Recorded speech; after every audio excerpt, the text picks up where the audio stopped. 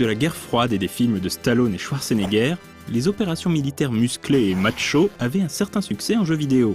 L'éditeur japonais Taito avait surfé sur la vague avec une quadrilogie de jeux utilisant une mitrailleuse optique. C'était la saga des Operation Wolf. Operation Wolf.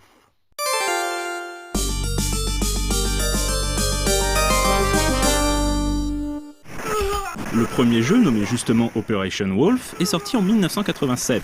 Il mettait en scène le soldat américain Roy Adams, envoyé express de l'armée pour libérer des otages. Il va devoir se frayer un chemin en territoire hostile, couper les communications ennemies, récupérer des munitions pour pouvoir libérer les otages et finalement les évacuer par avion. Le jeu prend place sur des niveaux à scrolling horizontal où il faut abattre les militaires ennemis avant qu'ils ne nous tirent dessus. Les munitions sont limitées, et on pourra trouver des chargeurs et grenades disséminés un peu partout. Des personnages de factions neutres comme des villageois ou des infirmières seront présents et il faudra bien évidemment éviter de leur tirer dessus.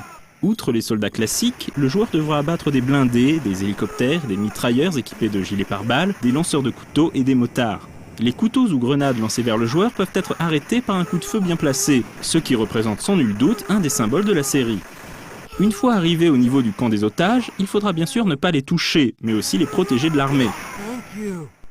Ces mêmes otages se mettront à découvert au dernier niveau, à l'aéroport, pour tenter d'entrer dans l'avion d'évacuation américain.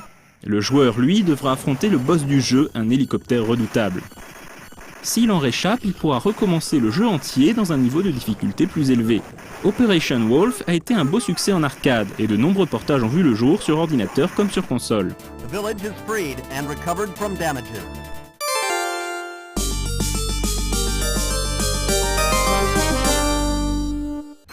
Operation Thunderbolt est la suite directe d'Operation Wolf. Le jeu est sorti juste un an après, en 1988, mais il est beaucoup plus beau, c'est une claque visuelle pour l'époque.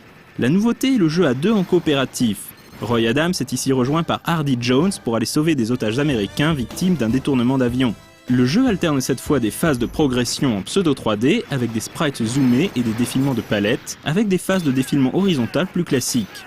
Chaque joueur doit gérer sa moitié de l'écran. Le joueur 1 par exemple gère la gauche et tout ennemi qui tire sur la droite de l'écran ne le touchera pas. Il sera cependant nécessaire de coopérer pour être le plus efficace, le jeu n'hésitant pas à multiplier les ennemis lanceurs de couteaux et grenades. Comme dans tout bon jeu coop, il faudra aussi faire des choix sur qui obtient les bonus. Les munitions bien sûr, mais aussi le gilet pare-balles. Dans cet épisode aussi, il faudra sauver les otages et s'enfuir par voie aérienne. Ici, le boss de fin est particulièrement retors car il retient en otage le pilote de l'avion d'évacuation. Il faudra donc être particulièrement patient et précis pour réussir.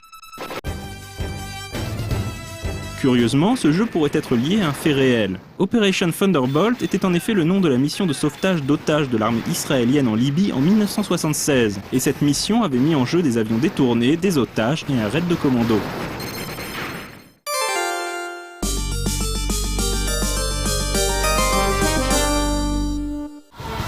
Après Operation Thunderbolt, la licence entame une traversée du désert.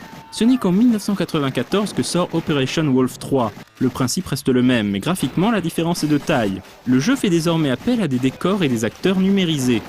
Le résultat n'est pas très convaincant, on perd toute la saveur des méchants surdimensionnés des premiers épisodes. Le rendu final est fade, avec des terroristes maigrelet habillés de couleurs bariolées et portant tous des lunettes de soleil.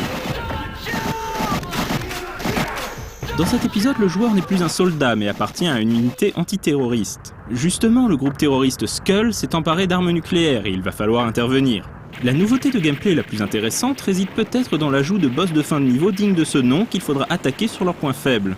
Les munitions ne sont désormais plus limitées. Si le chargeur arrive à 0, le joueur tire au ralenti, mais il suffira d'attendre quelques secondes pour que le chargeur se remplisse à nouveau.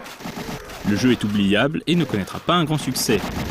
Le dernier jeu de la saga est sorti en 1998 et se nomme Operation Tiger. Il inaugurait le passage à la 3D de la série, mais n'a pas non plus marqué les joueurs.